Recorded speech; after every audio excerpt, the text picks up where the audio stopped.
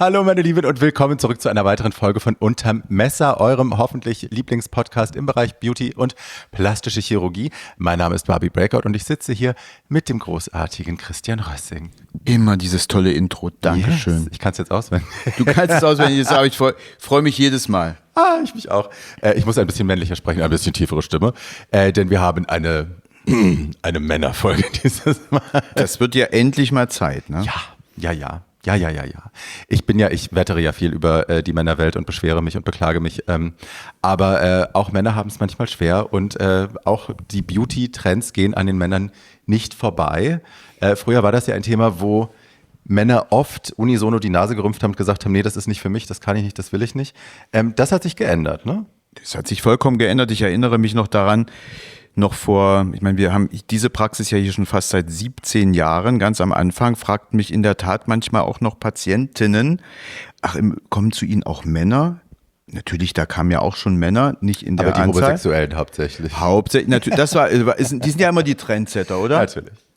Und das fanden manche ganz verwunderlich, dass es denn auch Männer gibt, die ästhetische Wünsche haben, die man eben durch eine Chirurgie oder durch irgendetwas anderes korrigieren kann. Und in der Tat hat sich dieses als Trend umgesetzt und wir haben derzeit in unserer Praxis, wir sind natürlich auch ein bisschen spezieller, denke ich mal, fast 35-40% sind Männer. Also das geht Richtung 50-50. Okay, wow. Das ist aber nicht repräsentativ. Es ist nicht repräsentativ. Es ist weltweit sind es, glaube ich, 15%, die du hast gerade eine Studie gelesen. Ne? Hatte gerade eine Studie gelesen, da geht es so in die 25% auch schon direkt rein. Und an operativen Eingriffen sind es weltweit 15% aller Schönheitsoperationen sind Männer. Und bei uns ist es ein bisschen mehr. Das ist jetzt nicht repräsentativ, aber es zeigt auf jeden Fall, dass der Trend sich bewahrheitet hat und sich einfach jetzt gesettelt hat. Ja, lustigerweise, früher galt es ja so ein bisschen als unmännlich, sich überhaupt für seine eigene Schönheit zu interessieren, überhaupt eine Eitelkeit zu haben, ne? Sich überhaupt zu pflegen, war ja schon, ist der nicht schwul, wenn er eine Gesichtscreme benutzt oder? Hat und so. Ja, aber war ja so.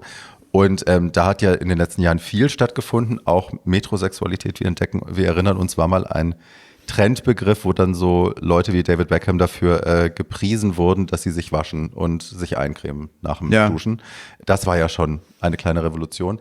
Und also der muss doch schwul sein, hieß es doch dann. Genau, das kann ja gar nicht anders sein. Das kann ja eigentlich nicht anders sein. Nein. Das muss so sein. Immer faszinierend, wie klug die Leute alles sind. Und dann hat es lustigerweise einen kleinen Sprung gemacht. Also ja, es hat sich weiter dahin entwickelt, dass es normalisiert worden ist, auch durch Social Media, dass es immer weniger entmännlichend war, wenn sich Männer gepflegt haben und wenn sie auch ein Interesse hatten, sich vielleicht chirurgisch oder durch kleinere Eingriffe zu verändern. Jetzt aber kommt ja noch ein neuer Aspekt dazu, der das als ultramännlich quasi erklärt, nämlich diese ganze Manosphere-Bewegung. Die Luxmaxer, zu denen kommen wir gleich noch, wir sprechen gleich noch über das Thema an sich. Aber die sind ja auch in ihrem Selbstoptimierungswahn, muss man es ja schon nennen, beziehen die ja sowas auch ganz bewusst mit ein, weil das irgendwie das höchste Ziel ist, sich möglichst hoch zu maxen. Begegnet ihr solche Leute hier in der Praxis? Ja. Ach. Doch, es ist vielleicht nicht so wie der Trend oder wie es jetzt erscheint. Du hast jetzt das Lux-Maxing angesprochen. Das driftet ja in diese Richtung. Kann ich nicht sagen, dass es in dieser Power hier auftritt, aber ich habe schon und insbesondere sehr junge Männer. Da frage ich mich schon immer, wenn ich das Geburtsdatum sehe, männlich, geboren 2000 irgendwas. Ja. Was will der eigentlich hier? Viele fangen ja präventiv was Gutes an, auch mit Botox, aber viel mehr fällt mir da gar nicht ein. Oder eine Nasenkorrektur, die ist ja unabhängig vom Alter. Und dann geht es los mit Unterspritzungsanfragen, Kinnlinie, Wangenknochen, alles noch maskuliner zu machen. Was könnte man da noch machen? Haartransplantation ist natürlich, gehen wir auch gleich nochmal wahrscheinlich drauf ein. Großes Thema. Ein großes Thema. Barthaare werden transplantiert. Augenbrauen werden transplantiert. Also gerade so diese diese scharfen Linien von Barthaar hier, schwarze Barthaar. So, das gab's jetzt so in dem Stil vor Jahren noch nicht und das hat wirklich zugenommen und das begegnet mir hier auch. Ich finde es manchmal ein bisschen strange, wenn die so super jung sind und beschäftigen sich einfach nur noch mit ihrem Körper. Ja, aber das ist ein Ding. Das ist wirklich ein Ding. Ich habe ja, ich werde jetzt hier das Fass nicht nochmal aufmachen. Alle Leute, die alle meine Content, also ich habe ja verschiedene Podcasts, die all meinen Content hören, die rollen jetzt wahrscheinlich schon mit den Augen, weil ich schon in 2 anderen Formaten darüber gesprochen habe und mich mit der Manosphere so auseinandergesetzt habe, inhaltlich. Aber es ist eine besorgniserregende Bewegung, finde ich, die ja auch inhaltlich oft, ne, es ist oft sehr frauenverachtend, es ist oft fremdenfeindlich, es ist oft sehr rechts von allem und in sich intrinsisch misogyn das Ganze, und da bin ich natürlich immer, ja, da geht mir immer das Herz kurz ein bisschen, weil ich denke, in welche Richtung bewegen wir uns da gesellschaftlich, ne? Wenn das so eine große Jugendbewegung ist, die so viel Impact hat und so viel Zugkraft, wo steuern wir dahin gesellschaftlich? Aber das ist ein anderes Thema. Da stecken aber ganz gewisse Kräfte auch dahinter. Natürlich. Da werden ja Leute rekrutiert über diese Beauty-Wahn-Geschichten, um dann auch in eine gewisse politische Richtung eingestort zu werden. Also das ist schon echt bedenklich. Lustigerweise ist der Einstieg in diese Szene ist ganz oft, also die Einstiegsdroge ist ganz oft das Selbstoptimierungsding. Es geht am Anfang gar nicht so sehr um Frauen, wie checkt man Frauen. Es geht ganz oft um Finanzen und es geht ganz oft um Beauty. Also wie luxmaxe ich, auch wenn nicht alle diesen Begriff benutzen, weil sie nicht alle Clavicular hinterherrennen, aber dieses wie trainiere ich meinen Körper am besten, am schnellsten, welche Steroide muss ich spritzen, was sind die besten Übungen, wie muss ich mich ernähren, welche Appetitzügler muss ich nehmen, damit mein Körper möglichst schnell so und so aussieht. Das ist quasi die Einstiegsdroge. Damit wird man schnell gegriffen, und ich glaube auch eben dann so Kryptokram. Das ganze frauenfeindliche Thema und das ganze Dating-Ding und das ganze Incel-Ding kommt ein bisschen später meistens. Aber wie gesagt, darüber wollen wir heute gar nicht so sehr reden. Was sind denn die gängigsten Eingriffe, die du dann vornimmst, wenn Männer hier zu dir kommen? Also nicht nur chirurgisch, sondern auch, also Kieferlinie haben wir schon gesagt, bisschen Botox ist klar. Also Kieferlinie rede ich den meisten ja jetzt schon wieder aus. Das hat sich als nicht unbedingt wirklich durchsetzungsfähig erwiesen, insbesondere nicht mit Hyaluronsäure, weil die einfach zu weich ist, oder? Wir hatten es ja schon so oft gesagt, die sieht am Anfang gut aus, wie so viele Dinge, die am Anfang gut aussehen, und dann fängt es an zu migrieren, dann muss es wieder auflösen. Dann haben die dicke Wangen, dann ist das alles aufgeblasen. Also man kann, es gibt viele andere Dinge, um so eine schöne Jawline zu produzieren. Es gibt auch andere Filler als Hyaluronsäure. Aber der Trend ist nicht mehr so ganz. Es geht so ums Gesamtbild und natürlich in erster Linie Männer wie Frauen Botox. Ja, dem hatten wir auch schon mal eine ganze Folge gewidmet. Das ist etwas, das ist extrem salonfähig geworden, auch bei Männern sowieso. Und das ist, da gibt es auch nicht mal, also alle Altersgruppen meine ich natürlich ab Ende 20 ist so der Standard, bis hin zu älteren Patienten ist das normal. Dann Operation Lidstraffungen, da gibt es doch jetzt dieses, wie wird es genannt? The New BBL. The New BBL, was natürlich Upper auch Left Brow Lift, also Upper BBL. Left Brow Lift, was respektiert und was ich sehr gut finde, dass gerade bei Männern, die ja genetisch einfach eine tiefer liegende Augenbraue haben, dass man dann einfach nur eine Oberlidplastik oftmals nicht machen kann. Das sieht dann eher sehr komisch aus, in diesem kleinen Bereich noch Haut wegzuschneiden und dann der mittlere oder der nasale Teil von der Braue zu tief hängt, und dann sehen die also merkwürdig und auch leblos aus, und da kombiniert man das sinnvollerweise mit einer Anhebung der Braue, und daher kommt dieser Begriff, ist jetzt nichts Neues, aber es wird halt immer häufiger in dieser Kombination angeboten. Naja, und halt auch kritisch diskutiert, habe ich das Gefühl. Also mein Social Media, meine Algorithmen, muss man ja sagen, plural, sind auf jeden Fall so trainiert, dass sie mir ganz viel Beauty-Content zuspielen und auch ganz viel Surgery-Content und Surgery-kritischen Content zuspielen. Und das ist eine Sache, die ich momentan gehäuft sehe. Also ob es jetzt Adam Levine ist oder Bradley Cooper oder, wo die Leute glauben, erkennen zu können und wahrscheinlich auch recht haben, dass da eben am Auge was passiert ist und wie sie dann sagen, zu viel passiert ist. Also ich sehe es eher, dass die Leute sagen, okay, das ist einfach der falsche Eingriff für euch. Die Öffentlichkeit nimmt das so wahr. Obwohl ich es manchmal, also bei Bradley Cooper haben wir auch schon drüber gesprochen, dass sie wahrscheinlich einfach ein bisschen zu viel weggenommen haben oder dass er der falsche Patient dafür war. In erster Linie der falsche Eingriff. Ja. in erster Linie wirklich falsch beraten oder oftmals auch den Wünschen nachgegangen. Es ist ja auch einfach zu sagen, wenn jemand mit der Überzeugung ins Beratungsgespräch kommt und sagt, ich hätte gerne eine Oberlidstraffung, machen Sie mir einfach die Haut da weg und ich will auch wirklich nicht mehr, dann einfach zu sagen, okay, machen wir, dann ist oftmals das eben falsch. Man muss zumindest den Patienten die Gelegenheit geben, darüber nachzudenken, was denn jetzt im Ende wirklich das Bessere ist. Natürlich ist gerade so eine Kombi auch teurer.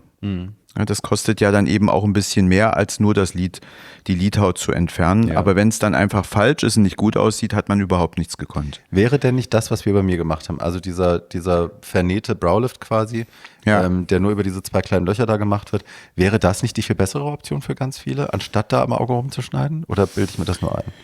Nein, das ist, wenn der Hautüberschuss am Oberlid wirklich sehr gering ist, ist das wahrscheinlich oftmals die beste Version. Diese Gliding-Lifts sind eben auch nicht super stabil. Das muss man auch sagen, besonders bei der ganz dicken Männerhaut. Bei dir ist es was anderes gewesen, aber es gibt ja auch diese wirklich Leder. Ich habe nicht binäre Haut. Bei deiner nicht-binären Haut ist aber diese, oftmals haben die ja so eine richtige Lederhaut gegerbt von Furchen, krasse Bewegungen im Forehead. Dann ist das oft nicht so einfach und so langlebig für diese Operation, aber die Kombination mit einer kleinen Lidstraffung plus Gliding Browlift, das ist natürlich toll und dann sehen die auch natürlich aus, das bringt schon was. Und nicht so feminisiert. Okay. Weil das ist, finde ich, also ich persönlich finde es, ich finde es selbst bei Frauen Wahnsinn, bei diesen sehr, sehr übertriebenen Browlifts, wenn dann die Braue permanent so, die sieht ja aus, als wäre sie mitten in der Stirn. Das finde ich nicht so attraktiv. Ariana Grande. Hi. Ich überlege, also ich stelle mir gerade vor, wenn ich du wäre und ich wäre hier in meiner Praxis und ich hätte männliche Patienten, die hier reinkommen und musst du anders mit denen umgehen? Musst du die anders anfassen als weibliche Patientin? Nicht unbedingt, bis auf eine kleine, ich respektiere natürlich die männlich spezifischen Voraussetzungen, die jemand mitbringt. Das ist einfach bei Frauen und Männern wirklich ziemlich komplett unterschiedlich. Aber behandelt werden sie nicht unterschiedlich, bis auf die eine Sache, dass viele Männer sehr wenig Fragen haben. Die sind oftmals fast wie völlig uninformiert und sagen sofort, nee, dann mach mal so. Nee, ja, brauch gar nicht weiter hören. Also das, ja, okay, dann mach mal. Und das ist nicht gut. Also man muss wirklich dann auch jemand, der so ein bisschen Widerstand für eine Aufklärung gibt, den trotzdem aufklären, weil ich glaube, das ist gar nicht so richtig gewollt, dass er da so. Die wissen einfach nicht. Die wissen es einfach nicht oder wollen auch nicht Ärger machen, wollen nicht viel reden. Das ist nach wie vor so ein Thema. Natürlich nicht bei der neuen Generation von Luxmaxern, die wollen natürlich alles ganz genau wissen. Oder die Leute, die unseren Podcast hören und schauen, weil die kommen sehr informiert hier rein, hast du mir neulich erzählt, ne? Die kommen sehr informiert rein, das finde ich übrigens richtig gut.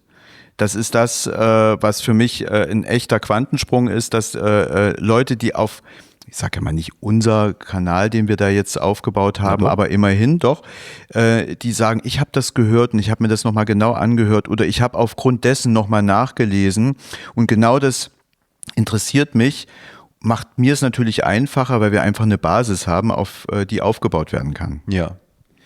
Okay, also wir haben Lidstraffung, Oberlidstraffung, wir haben Injektionen und so. Was ist mit Lipo? Ja.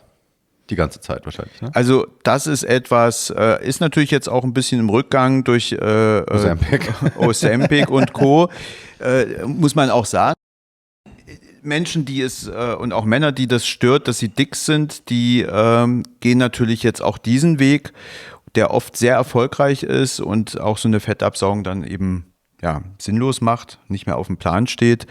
Trotzdem ist es nach wie vor ein häufig gefragter Eingriff. Es bleibt ja auch oft diese Love Handles, die bleiben übrig. Man macht ja auch nicht eine Lipo, einfach nur Lipo. Wir machen fast immer jetzt mit einem Energy Tightening, also entweder Body Tight oder mit einem Laser Tightening. Also es gibt also verschiedene Varianten. Das kommt ja immer noch mit dazu, um auch die Haut wieder zurückzuschrumpfen. Ja, das ist so mal die Rangliste, die ersten 3 Plätze. Und dann Gynäkomastie. Riesenthema. Also wenn ihr einen Brustansatz habt, ne? Das passiert Männerbrust. Ja, genau, gibt es ja, ich glaube, 40% der Männer haben das von Natur aus, oder sind echt viele. Gibt ja auch eine Pseudo-Männerbrust. Ne? Richtig. Ne? Und natürlich passiert das auch oder kann das auch passieren, wenn ihr viel mit Testosteron rummacht, ohne ärztliche Supervision. Ne? Ich sehe das bei vielen Bodybuilder-Mäusen und also auch in der schwulen Szene sieht man das recht häufig. Jungs, die sich sehr auftrainiert haben, die dann hier so ein kleines Igelschnäuzchen vorne dran haben. Kann passieren. Das kann passieren, lässt sich super behandeln. Natürlich sollte man es nicht so tun, unkontrolliert sich damit Anabolika selbst behandeln. Aber wenn es aufgetreten ist, lässt sich es wirklich ziemlich gut auch entfernen, indem man eben nicht nur das Fett aus der Brust raussaugt, sondern eben auch diesen Drüsenkörper entfernt. Und den kann man, wenn der weg ist, ist das Thema dann erledigt. Ja. Okay. Aber ich glaube, das oberste, wichtigste Thema, auch um Männlichkeit selbstbewusst vertreten zu können, sind ja wahrscheinlich die Haare. Ne? Ja. Das ist ja das A und O. Das ist das A und O. Und in der Gruppe der 20- bis 50-Jährigen, denn genetisch bedingter Haarausfall, den sieht man relativ früh, also bleibt dann aber auch oft stehen auf einem Niveau. Aber das sieht man ja schon mit Ende 20, Anfang 30 ist das dann oft schon in so einem Ausmaß fortgeschritten, dass dann die Nachfrage nach diesen Haartransplantationen steigt. Und die Techniken haben sich ja auch verbessert und das ist also ich glaube, mit der Hauptpfeiler in der Männerästhetik. Ja, also würde ich auch so ist einfach so bewerten kann, beurteilen kann. Bei mir fing das an mit, Ende 20 auch, würde ich sagen. Mitte Ende 20, ich wusste, was mich erwartet. Sowohl mein Vater als auch mein Bruder waren sehr früh, mein Bruder ist 3,5 Jahre älter, da fing das sehr früh an. Mein Vater war schon hier oben mehr oder weniger kahl. Also der hat den Kranz immer behalten, aber hier oben war halt irgendwann Kahlschlag. Also ich wusste, dass das kommt. Ich habe trotzdem, als das bei mir anfing, ich fand meine Geheimratsecken irgendwie schön und habe deswegen, also um mich herum haben ganz viele Leute dann Minoxidil oder wie das heißt genommen oder Finasterid oder so, also die Tablette. Und ich war so, nee, brauche ich nicht. Ich hätte es mir wahrscheinlich auch nicht leisten können damals. Und jetzt ärgere ich mich natürlich. Ne? Das ist wieder ein typischer Fall von ein bisschen Vorsorge hätte mir im Nachhinein vieles erspart. Aber ja, also Transplantation ist ein großes Thema und ihr macht das hier auch, richtig? Wir machen das hier auch, wobei ich da auch sagen muss, man darf sich nicht vorstellen, wie bei zum Beispiel einer Lidstraffung, die ich ja auch persönlich vom Anfang bis zum Ende ganz alleine mache, mit einer chirurgischen Assistenz und OP-Schwestern. Ist das bei der Haartransplantation etwas anders. Da steht immer ein echtes Team dahinter. Ja. Und die Aufgaben haben, die ich gar nicht machen könnte. Das sage ich mal so, wie das ist. Ich könnte jetzt nicht alleine jemanden 3000 Haargrafts vom Hinterkopf nach vorne transplantieren, da würde ich wahrscheinlich 20 Stunden da sitzen. Das sind trainierte Teams, die sind teilweise international tätig, die buchen wir uns dazu. Wir haben natürlich lange auch gesucht, um die richtigen Teams zu finden und wir haben also zurzeit ein ganz, ganz tolles. Und die sind mehr als trainiert und fast, ich sage immer schon so, das ist schon fast maschinenmäßig, mit welcher Ausdauer und Geduld und Präzision die so eine Operation machen. Es werden ja Haare einzeln entnommen, das ist ja mittlerweile. Ja. Das ist ja die gängige Technik, eine Einzelhaarverpflanzung. Da gibt es aber auch natürlich, es ist nicht immer nur ein Graft, es sind manchmal auch 2 dabei. Es gibt sogar auch noch mit 3, aber sehr selten. Aber das wird dann eben einzeln verpflanzt. Kann man sich vorstellen, dass das eine ziemlich langwierige Operation ist. Ich vergleiche es gerne mit Perückenknüpfen. Ich habe ja als Maskenbildnerin Diplomierte, musste ja viele Perücken herstellen von nichts auf fertiges Produkt. Und beim Knüpfen lernst du ganz gut, wie sich Haare auf dem Kopf gut verteilen lassen und was natürlich aussieht. Also du kannst hier auf dem ganzen Bereich kannst du dickere Knoten machen, da kannst du ein paar Haare mit rein knüpfen. Aber je weiter du nach vorne gehst, also kannst du nur noch mit Einzelhaaren arbeiten, damit man eben den Übergang gut sieht und auch die Richtung. Ist das bei Perücken auch so? Natürlich, Knöpfrichtung ist super wichtig. Also auch wenn du Wirbel machst und so, das musst du mit bedenken. Und Und natürlich spielt halt auch, also gerade die vordersten Reihen spielen eine riesengroße Rolle darüber, ob eine Perücke erfolgreich aussieht oder nicht. Also ob man die auf dem Kopf sieht oder nicht. Und wenn du da eine gerade Linie ziehst, ich blende hier mal kurz 2 Fotos ein, dass ihr sehen könnt, wie eine nicht erfolgreiche Transplantation aussehen kann. Wenn du vorne so eine, wie mit einem Lineal gezogene Linie knüpfst bei einer Perücke, sieht es einfach immer scheiße aus. Und das ist bei einer Haartransplantation ja nicht anders. Also möglichst alles vollstopfen mit Haaren und dann eine gerade Kante schneiden, ist der falsche Weg. Ist der absolut falsche Weg. Und auch, ich höre immer wieder, dass dann so eine Ausrede gesagt wird, naja, man könnte ja dann auch Haare wieder entfernen. Naja. Also das ist wirklich gaga. Warum dann erst Kacke machen? Also so machen wir es auch, wenn du Billo-Perücken kaufst, die so eine mit einer Maschine gemachte, klare Haarlinie reißt du welche raus? Reißt du die auch raus mit einer Pinzette, aber es ist halt... Und das ist einfach bei der jetzigen Technik und auch bei der Erfahrung, die Teams mittlerweile haben, die sind ja teilweise jahrelang damit nur ausschließlich beschäftigt, sind solche Sachen einfach Fails, die sollen so nicht mehr vorkommen. Also Da sind wir aber auch weit gekommen. Ne? Ich blende mal hier ein, es gab früher die sogenannten Hair Plugs, also das war das erste System, glaube ich, von einer Haartransplantation, die nicht jetzt die dicke Hautstreifen, das mit gab's diesen ja auch Büscheln da.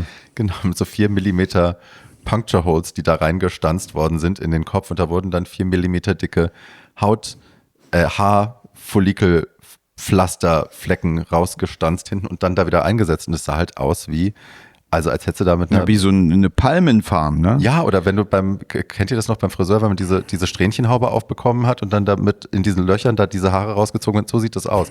Also grauenhaft und auch wirklich nicht, also es sieht nie erfolgreich aus, es sieht nie aus wie überzeugendes echtes Haar, sonst sah einfach schlimm aus. Aber ja, da sind wir weit gekommen. Jetzt ist es die Einzelhaar-Graft-Geschichte.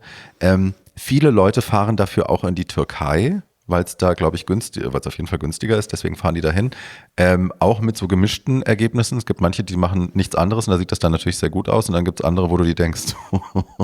Du, so wie hier. Ja. Es ist hier genauso wie in der Türkei, wie in Ungarn und das ist einfach so, weswegen ich auch immer klar sage, also das ist überhaupt nicht, das heißt nicht, wenn man irgendwo hinfährt und sich eine Operation machen lässt, ist das dann schlecht, weil das eben nicht da ist, wo du wohnst. Also so globalisiert sind wir mittlerweile. Man sollte eben wirklich gucken, wo man hingeht und vielleicht nicht nur das Geld als Leitlinie nimmt, aber wie gesagt, es gibt ja auch Menschen, die haben einfach ein Budget und verstehe dann diese Recherche und dann der Weg dahin ist natürlich klar. Genau. Deswegen, also das ist... Ich finde auch, das muss man gar nicht immer kleinreden oder schlecht reden. Das finde ich auch ein bisschen schräg, wenn man sagt, alles aus dem Ausland ist schlecht, ist nur bei uns gut. Aber ich glaube, was wichtig ist, wenn man im Ausland Sachen machen lässt, dass man dafür sorgt, dass man halt eine gescheite Nachsorge hat, wenn mal was ist, da wo man dann wohnt. Ne? Wenn du im Ausland was machen lässt und dann kommst du zurück nach Deutschland und keiner fühlt sich zuständig, wenn dann was ist. Richtig. Schwierig. Ja, ist bei den Haaren natürlich auch so, dass es ist, wenn es einmal getan ist wirklich eigentlich nicht mehr viel zu tun. Trotzdem bedarf es gewissen Nachkontrollen, die dann eben, ja, wenn man wieder zurück in der Heimat ist, entfällt das. Da kann auch mal ein bisschen was schief gehen. Und wenn dann Entzündungen sind, die nicht richtig behandelt werden oder die Haargrafts sind im Prinzip verloren, weil man nicht behandelt hat, dann ist es ganz, ganz schlecht und dann ist das alles für die Katz und das ist auch nicht so einfach zu wiederholen. Es kann dann auch Vernarbungen geben, wo du im Prinzip auch nicht einfach wiederholen kannst. Dann ist die... Naja, und irgendwann ist die Donor-Area, also die Area, aus der man entnimmt, ist ja dann irgendwann vielleicht auch mal erschöpft. Also ne, wenn da keine Haare mehr sind, die man rausnehmen kann, um sie woanders reinzusetzen. Eben, das ist dann ist sehr endlich. Ja, jeder hat eine andere Dichte und Qualität von der Donor-Area und da wird auch manchmal gar nicht richtig weit entfernt, sondern dann einfach nur so ein Fleck hinten. Das habe ich alles schon gesehen. Ja, und habe auch einen Fall gehabt, der war, glaube ich, seine 4. Haartransplantation. Der hat dann in Kauf genommen, dass er eigentlich dort keine Haare mehr hat und hat sich dann so ein riesiges Tattoo drauf machen lassen. So, war eine Idee, ne? Ja. Dafür hatte der vorne volle Haare. Eigentlich, wenn man das in Kauf nimmt und das cool findet, also go for it. Go for it, ja. Ja. Du hast jetzt gerade angesprochen, dass man manchmal mehrere Transplantationen braucht, damit das ein Erfolg ist. Also es kommt natürlich darauf an, wie kahl ist man, wie groß ist das Areal, das zu füllen ist. Bei mir wäre es ein größeres Areal. Mir wurde mal gesagt, ich hatte mich in der Türkei informiert, da wurde mir gesagt, ja, das wären dann wahrscheinlich mindestens 2 Transplantationen. Wie muss ich mir das dann vorstellen? Weil so wie ich das verstanden habe, lag dazwischen zwischen beiden Terminen mindestens ein halbes Jahr. Hätte ich dann ein halbes Jahr lang hier vorne Haare und in der Mitte aber keine? Oder? Ja, die sprießen, dauert es ja ohnehin ein halbes Jahr, mindestens. Trotzdem ist diese Version, finde ich, nicht die beste, wenn man sich eignet und wenn es möglich ist, logistisch, verfolgen wir jetzt eigentlich den Ansatz, es hintereinander an 2 Operationstagen zu machen. Ah ja, verstehe. Das funktioniert gut. Man fängt dann in der Regel an, am ersten OP-Tag die Füllung mehr im mittleren Bereich zu machen und am zweiten Tag dann Richtung Haarlinie, weil dann im Nachgang kommen natürlich auch Schwellungen dazu und das funktioniert ziemlich gut. Also die Leute sind echt easy. Wir haben es jetzt ein paar Mal gesehen, wie dann auch so eine Doppelsitzung ohne weiteres ablaufen kann. Man bekommt natürlich im Übrigen auch bei diesen langwierigen Sitzungen Beruhigungsmittel und wird auch von einem Narkosearzt begleitet, ohne wirklich eine Vollnarkose zu machen, aber dass man nicht ganz so traumatisiert über 8 Stunden da in Lokalbetäubung auf dem Bauch liegt und solche Sachen. Also da sorgen wir schon dafür, dass es nicht so schlimm ist. Okay. Also ich musste gerade kichern beim Thema Schwellung, weil ich sehr, sehr lustige Berichte schon gesehen habe von Leuten, die das selber dokumentiert haben. Also Bimini ist eine davon. Bimini Bonbulash, eine Teilnehmerin von Drag Race UK, die auch, ich glaube in der Türkei, ihre Haartransplantation hat machen lassen und die halt dann wirklich aussah wie, ich blende es euch ein, damit ihr es sehen könnt, die sah aus wie also sie sah überhaupt nicht mehr aus wie sie selbst, weil das alles so geschwollen war und so aufgepumpt. Ja, also die hat ein ganz anderes Gesicht bekommen, plötzlich sah aus wie ein Ei, wie Humpty Dumpty. Es war wild. Also ja, das passiert, ne? Das kann passieren. Ich glaube, in der Türkei gibt's regelmäßig, kann man so in den Orten, wo viel operiert wird am Flughafen, kann man dann genau sehen, wer hier gerade zur HOP war. Das sind hochspezialisierte Kliniken mit einem hohen Durchsatz und die machen das auch wirklich gut. Aber eins muss man ja auch wissen, wenn da am Tag mehrere OPs laufen, brauchen entsprechend Personal und auch Nachschub an Personal.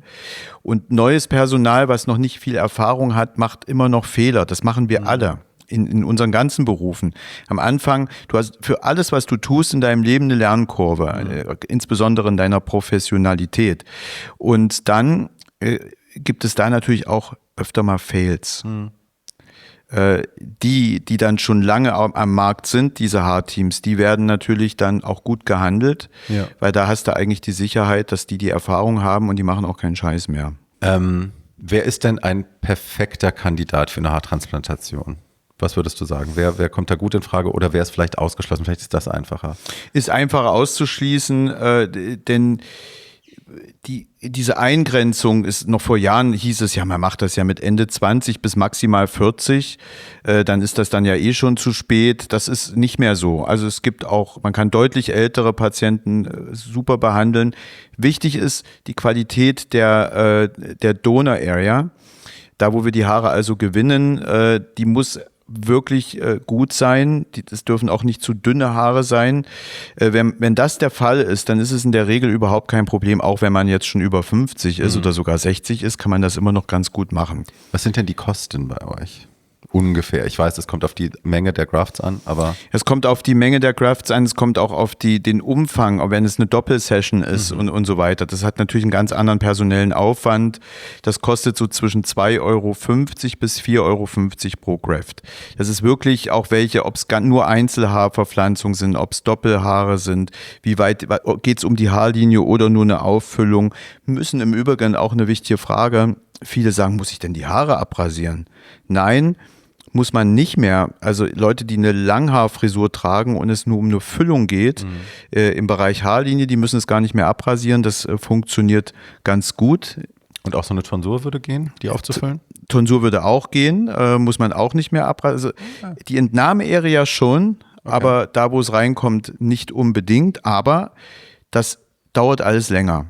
Okay, verstehe. Ja, also da muss man dann also wirklich gucken, das stört ja auch, ne? So ein langes Haar, das muss man immer hin und her. Also das dauert alles einfach länger und dann entstehen natürlich auch höhere Kosten. Ja. Und ich finde mal es eigentlich, wenn man es macht, also wenn ich es machen würde, ich würde mir alles abrasieren und das machen lassen. Ja.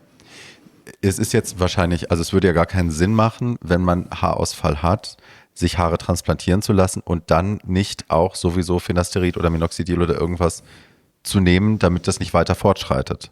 Exakt so ist das. Das muss man also dann für den Rest seines Lebens nehmen? Klingt nicht für den Rest seines Lebens, aber für mindestens 1-2 Jahre nach der Transplantation, um das ganze Ergebnis zu stabilisieren. Teilweise auch länger. Oft nicht beides. Man kann dann also Finasterid oder Finasterid wäre extern, ne? Das ist extern und Minoxidil gibt es aber auch als Tabletten oder eben als Schaum. Ich glaube aber, mittlerweile ist der Trend eher zur Tablette hin. Das ist ja eigentlich ein Bluthochdruckmittel, was man erkannt hat, dass es eben auch auf das Haarwachstum wirkt, auf die Haarwurzeln. Das muss man nicht so lange nehmen nach einer Transplantation, aber Finasterid oder Dudosterid, also Finasterid, sollte man eigentlich dann fast ein Leben lang nehmen. Ja, also das ist das macht man drauf, ne? Nee, das schluckt man. Ach, das schluckt man. Das schluckt man. Das ist eine Tablette. Okay. Und also als wir das damals so im Freundeskreis, als das so rumging, willst du anfangen mit den Tabletten oder nicht? Und ich habe immer gesagt, nee. Ging auch immer rum, dass das Minoxidil Potenzprobleme auslösen kann. Stimmt das? Weißt du das? Kann sein, ist aber auch nicht immer so, ist nicht ganz so schlimm. Also es hieß ja mal eine Zeit lang, dass man dann keine Erektion mehr kriegen kann. Das ist nicht der Fall. Es beeinflusst aber schon hormonell auch den Körper. Es kann auch als Nebenwirkung eben angesprochene Vergrößerung der Brustdrüsen geben, eine Vergrößerung der Prostata. Und das sind alles Dinge, die muss man natürlich in diesen Nebenwirkungskreis, wie bei jedem Medikament, mit einkalkulieren. Und wenn es dann eben nicht funktioniert, muss man es dann eben auch wieder absetzen. Verstehe. Es sei denn, also man darf andere Dinge nicht dann weniger bewerten als vielleicht das Haarwachstum. Das heißt, die sind vielleicht auch nicht so gut verträglich. Also belasten die das System? Also Niere und so, ist das? Nein, die Niere nicht, aber das Hormonsystem. Also es greift ja auch in die Hormonschaltkreise in irgendeiner Weise ein, weil es daraufhin ja auch, das basiert ja darauf. Und da muss man eben mit den Nebenwirkungen rechnen. Man weiß, dass es die gibt. Und wenn sie dann stärker sind oder über die Maßen, über die Statistik hinaus sind, dann ist das ein Zeichen, dass man es dann eben nicht mehr nehmen soll. Okay. Und was? Urologische Kontrolluntersuchungen, Prostata-Untersuchungen müssen dann einfach auch erfolgen. Ja. Was ist denn, ich blende jetzt mal 2, 3 Fotos ein noch von Haartransplantationen, wo es schief gegangen ist, wo zu viel Haare transplantiert worden sind oder die Haarlinie einfach zu doll gemacht worden ist. Was macht man denn dann, wenn das schief? Also wenn man jetzt quasi, ne, man hat sehr viel Geld ausgegeben, man wollte sich da einen Traum verwirklichen und hat jetzt ein Ergebnis, das einfach nicht geil geworden ist. What do you do? Also wenn es darum geht, dass die Haarlinie zu krass überfüllt ist, ne, wenn das wirklich aussieht wie so eine Perücke, die drauf sitzt, dann hat man ja überhaupt kein Ziel erreicht. Man sieht ja eher wirklich aus, als hätte man so ein Fluffy auf dem Kopf. Und dann hilft halt nur noch wirklich Entfernen von den Haaren. Die kann man natürlich nicht einfach rausreißen, die müssen einzeln muss wieder entfernt werden. Die müssen einzeln entfernt werden. Da gibt es so Epilationsmöglichkeiten. Mit dem Laser ist es schwierig, das Einzelhaar zu erfassen. Das macht man dann mit so einer Nadel. Die Einzelnadelhaarentfernung gibt es auch. Richtig, das gibt es auch da. Das kann man machen und sollte man dann eben auch machen. Es wird trotzdem niemals gut aussehen. Richtig gut aussehen. Und vorne was dran zu knüpfen, macht ja dann auch keinen Sinn, wenn es schon zu tief ist, ne? Wenn es dann... Nein, also das bringt überhaupt nicht. Das ist übrigens der größte Fehler, dass der Bereich, wo der Frontalis, also der Muskel, den wir uns immer schön wegbotoxen, der reicht. Mal wieder, wa? Könntest mal wieder, wa? Ich bin mal wieder dran, aber ich bin ja jetzt back to nature. Ach so. Aber was ich auch ganz oft sehe, was ganz schlimm ist, wenn der Haaransatz gewollt von Patienten tief sein soll. Und dann in dem Bereich auch quasi, wo die Muskelaktivität noch ist, ne, dann bewegt sich ja deine Haarlinie immer so hoch und runter. Das sieht wirklich nicht schön aus. Das ist ein gravierender Fehler und das wird immer wieder gemacht, dass Haare weiter eingesetzt werden, als es eigentlich die Anatomie vorschreibt. Ja, ich finde gerade bei Haartransplantationen, ich blende mal ein paar Fotos ein. Es gibt sehr, sehr schöne Beispiele. Ich kann sie dir auch mal zeigen, kannst du auch mal was dazu sagen, von Kliniken, wo damit so gut umgegangen worden ist. Wir haben hier ein Beispiel, wo du halt einfach eine sehr natürliche Haarlinie siehst, wo sie es einfach nicht übertrieben haben, indem sie es zu weit runtergezogen haben, zu voll gemacht haben. Das sieht ja immer noch aus wie ein Mann gewissen Alters. Richtig. Der sieht nicht aus wie 25 dadurch, aber es sieht halt wieder gut aus. Eben, es ist ein perfektes Beispiel. Es sieht immer noch aus wie ein bisschen dünne Haare, Ja. aber nicht mehr fast Glatze, wo dann aller 3 Millimeter nur noch ein Haar rauskam. Es ist perfekt. Also das ist wirklich gut. Ein Beispiel, also der hier ist auch, finde ich, sehr, sehr gut geworden. weil es Viele also wollen auch, ja immer mehr, was möglich ist. Genau. Das ist ja das Problem. Aber das ist dann wieder die Auch gut Überkorrektur. geworden. Und dann sind wir wieder da, wo wir auch bei anderen Sachen schon sind, wenn es überkorrigiert ist. Und wenn die Patienten zu sehr ihren Wunsch erfüllt bekommen, weil sie denken, sie wissen es besser, ja. ist dann oft ein Scheißergebnis. Denn gerade jetzt hier am Ergebnis, auf der Ergebnisseite kann ich mir vorstellen, dass auch gewisse Patienten fragen, geht es nicht noch ein bisschen mehr? Die Haarlinie ist ja immer noch so hoch. Ja. Oder die Geheimratsecken könnte man noch Und ja, genau, könnte man noch ein bisschen, nee, eben nicht. Ja. Man kann natürlich den Wünschen auch Folge leisten, denn wir wollen ja auch nicht jeden alles aufdrücken, was wir gut finden, aber hier geht es ja nicht um gut oder nicht gut, es geht um Machbarkeit und Nichtmachbarkeit. Ja. Gibt hier eins der prominentesten Beispiele, ist für eine sehr gute Haartransplantation, finde ich, ist Steve Carell heißt der, glaube ich, der den Michael, wie ist der mit Nachnamen? The Office? Michael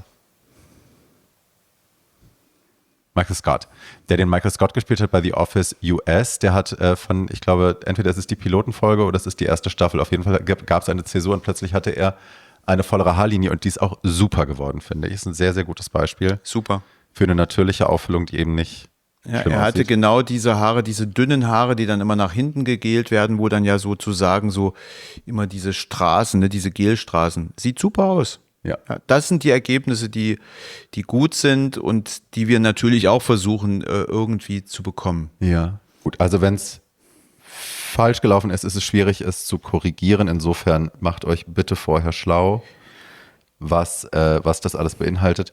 Weil wenn es einmal schiefgegangen ist, ist es schwierig, das zu korrigieren. Im Übrigen, was besonders schwierig zu korrigieren ist oder gar nicht mehr korrigierbar ist, das ist neben der zu tief gesetzten oder überfüllten Haarlinie die Haarwuchsrichtung nicht zu beachten. Ja. Deswegen fragte ich dich das vorhin auch bei der Perücke.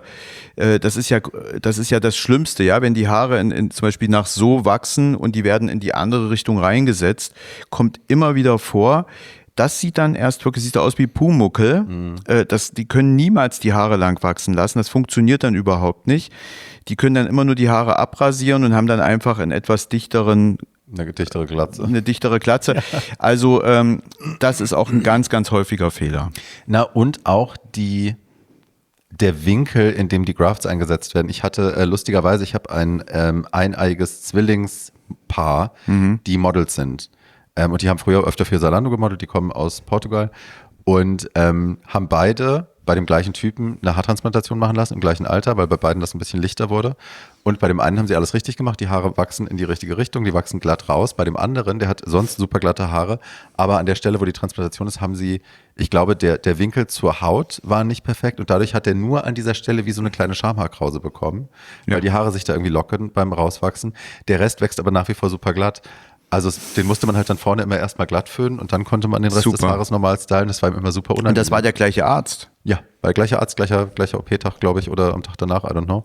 Who knows? Haben sie zusammen gemacht. Ja. Ja, war blöd einfach, ne? Ist doof, ja. Es kann immer überall etwas schiefgehen, aber ich habe schon ein paar Mal gesehen, wenn es wirklich so global falsch eingesetzt ist, dann ist das für die Betroffenen richtig der Horror. Ja.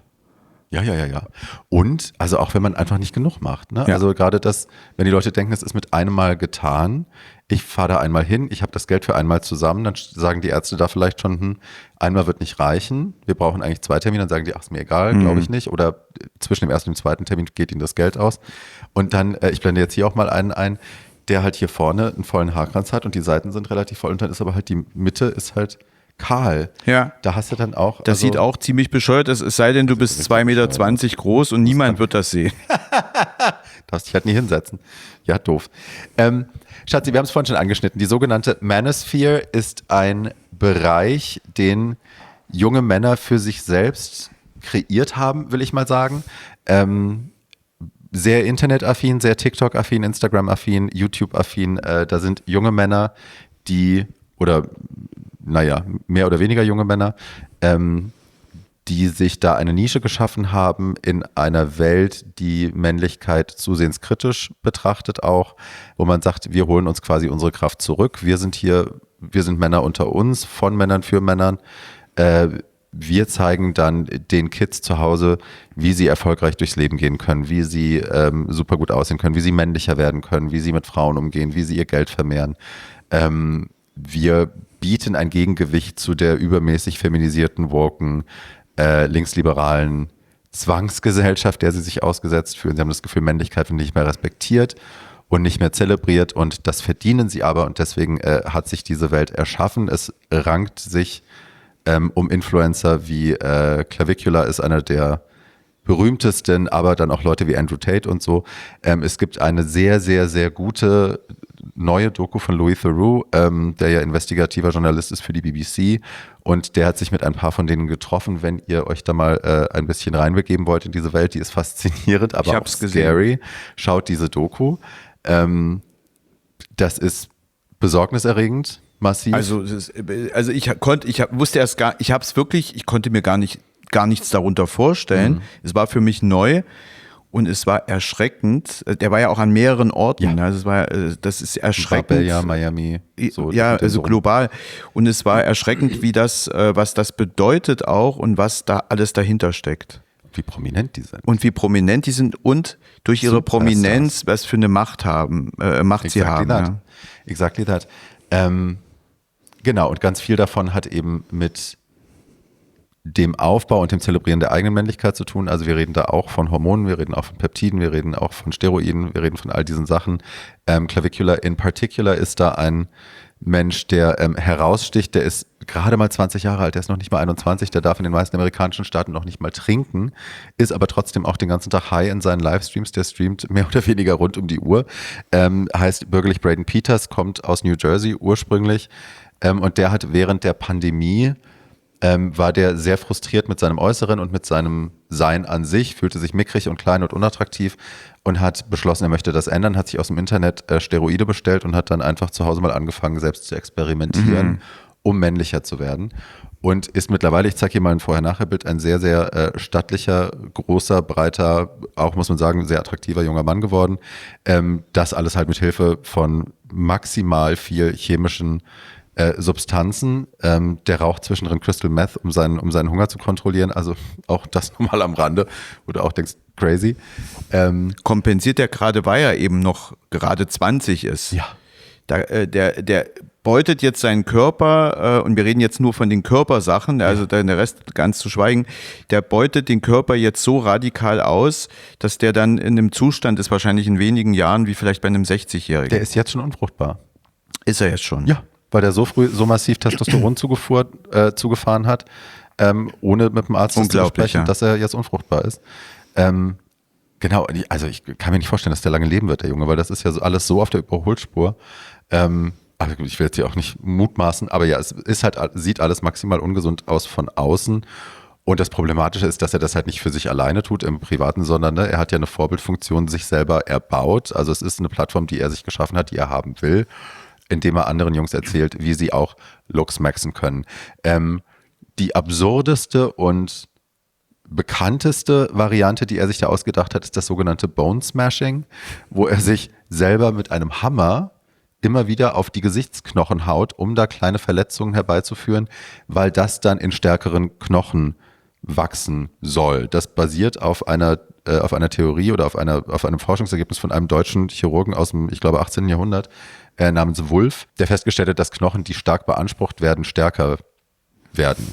Also oder Knochen, die gar nicht beansprucht werden, dass die eben schrumpfen.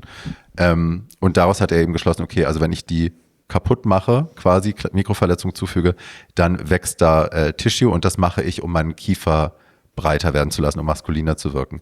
Also der Kiefer sieht jetzt doller aus, als er mit 14 aussah, aber ob das auf diese Bone-Smasherei zurückzuführen ist, meinst du, das funktioniert? Also das glaube ich nicht, dass es so funktioniert, also auch nicht so präzise. Eben. Wir kennen ja das beruht ja am Ende, kann man das auch so erklären, wenn du dir etwas brichst, ein Finger oder ein Bein und du machst dann ein Röntgenbild später, siehst du immer auch eine kleine Auswuchtung dieses Knochens, das übersprießt sozusagen im Heilprozess. Und das kann dann eben natürlich, wenn man mit Hammer irgendwo immer draufklopft, kann das natürlich dann auch wachsen und die Knochenhaut sozusagen verdicken durch diese ständigen Verletzungen. Aber dass man eine präzise Jawline damit macht, ich glaube, der hat die Jawline, weil er irgendwelche Steroide genommen hat. Steroide und Wachstumshormone mit Sicherheit. Ja, und er ist ja in einem Alter, wo auch noch ein bisschen sich was tut, ja. Ja, und also er steht da ja auch so, er macht da kein Geheimnis draus, dass er auch Botox und Filler und was weiß ich was alles nimmt. Und er hat lange im Livestream immer wieder davon gesprochen, dass er auch eine große Kiefer-OP machen will. Ob das jetzt schon passiert ist oder nicht, weiß so richtig keiner. Ich glaube, da führt auch niemand Buch. Das ist alles ein bisschen wild. Man vergisst, der Junge ist 20, ne? Also das ist, der ist ja es ist ja schräg, aber die Frage ist, wie auch die Followerschaft, die daraus entsteht, die Macht, die er generiert dadurch auf junge Menschen, junge Männer, so einen Einfluss zu haben, dass die das auch wollen, zeigt ja auch in der Phase, in der die sich befinden, rein vom Intellekt her, ist in der Entwicklungsphase. Ja. Und da ist natürlich die Beeinflussung easy. Und ich glaube, das sind ganz viele, die das machen wollen. Ich meine, ich habe jetzt, du hast ja Bilder gezeigt, der sieht natürlich toll aus, ne? Der hat da Muskeln, der sieht, das kann ja, jeder will das dann ja auch möglichst so haben, ne? Wer will. Und das ist, glaube ich, das Gefährliche, deswegen haben wir das auch hier in die Folge aufgenommen, jede Art dieser Selbstbehandlung, klar, mit einem Hammer irgendwo draufschlagen, ist natürlich völlig verrückt, aber allein sich selbst zu injizieren und das alles zu machen, irgendwelches, also du sagtest gerade, Crystal Meth zu rauchen, damit man nicht mehr Hunger Insane. hat. Das ist natürlich die Grenzen total überschritten und mich wundert es nur, dass es überhaupt dass dieser Hype so krass ist. Ich musste es ja noch vor Monaten googeln, was es überhaupt ist. Jetzt ist das ja schon, taucht es ja immer wieder auf, wenn man in diesen Content eben auch beschossen wird. Ne? Das will ich euch kurz sagen. Clavicular darfst du nie bei Instagram eingeben oder du darfst wahrscheinlich auch Clavicular nicht um dein Handy herum sagen, weil, also ich habe einmal aus Versehen auf ein Video geklickt, wo der Typ drin war. Oder was heißt aus Versehen, ich habe drauf geklickt, weil ich wissen wollte, was das ist. Und die nächsten 3 Wochen war mein Feed voll von Clavicular, wo ich dachte, okay, das ist ein weirder Algorithmus, reagiert normalerweise nicht so extrem und so schnell auf Leute, aber den kriegst du gar nicht mehr los, wenn du einmal draufklickst. Und da siehst du, wie viele das... And I don't wanna know. Das ist ganz, ganz schlimm. Und ich weiß nicht, was uns da alles noch erwartet. Das wird, ich glaube, das ist noch nicht vorbei. Nein, gar nicht. Und vor allem, also die Spätfolgen davon, da müssen wir mal gucken. Ne? Ich meine, die Leute werden dann bei dir hier sitzen, die werden bei anderen Medizinern sitzen, weil sie unfruchtbar sind, dann werden sie versuchen, das rückgängig zu machen, dann werden sie gucken, okay, ich habe mir mit 20 die Nieren versaut oder die Leber versaut oder was auch immer. Das ist jetzt alles, liegt brach. Ich habe kleine Titten. Wie komme ich aus der Nummer wieder raus? Ja, ganz schwierig, Das Erfolgserlebnis ist ja nicht kopierbar und immer wieder wiederholbar.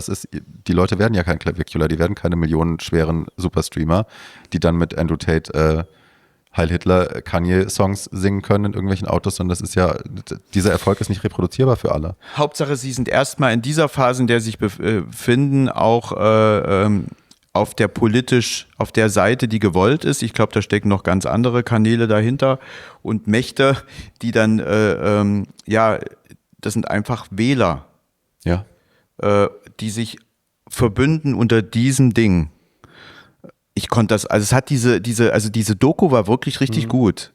Aber es war erschreckend. Ja, es sind halt alles Trump-Freunde, ne? Die erfolgreichen Jungs sind alles Trump-Freunde. Da ist halt dieses Strongman-Getue, dieses auf den Tisch klopfen und ich bin jetzt hier, es ist vorbei mit Wokeness, es ist vorbei mit wir hören den Frauen zu, es ist vorbei mit wir glauben den Opfern, die scheiß Schwuchteln sollen sich verpissen, wir hauen hier auf den Tisch, wir räumen Amerika wieder auf, wir machen das wieder groß, es geht wieder um Gewinne, es geht um Leute ausbeuten, warum nicht?